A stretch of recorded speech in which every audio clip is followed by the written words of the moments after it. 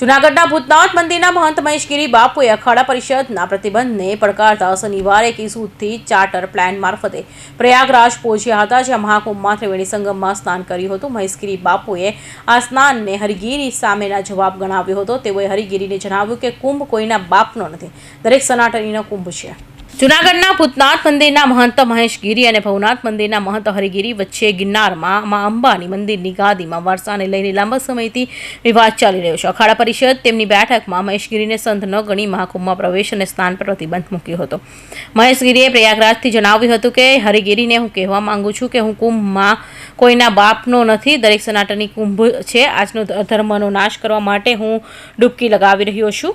આ શરીરનો જન્મદિવસ હતો અને જે ફાલતુ વાતો હરિગીરીને એમના ટોળકીઓ દ્વારા કરવામાં આવી હતી કે કુંભ મેળામાં બહિષ્કાર કરવામાં આવ્યો છે મહેશગીરીનો ને આવી બધી વાતો, જેમ કે એના બાપનો કુંભ મેળો હોય.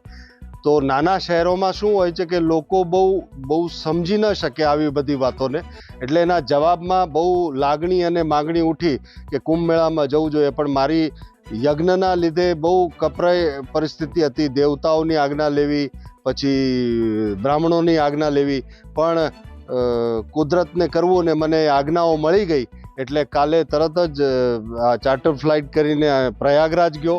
ત્યાં પ્રોપર સંગમમાં સ્નાન કર્યું, એના બધા રેકોર્ડ સાથે લીધા, બધાને મોકલ્યા કે ભાઈ જો સ્નાન કર્યું ને ત્યાં સંકલ્પ કર્યો અધર્મ અને અધર્મીનો વિનાશ કરીને જ રહીશ.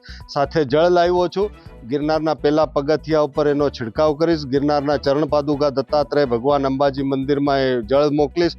ત્યાં અધર્મી અને અધર્મનો વિનાશ કરવાનો સંકલ્પ જે કર્યો છે એના માટે પ્રાર્થના કરીશ.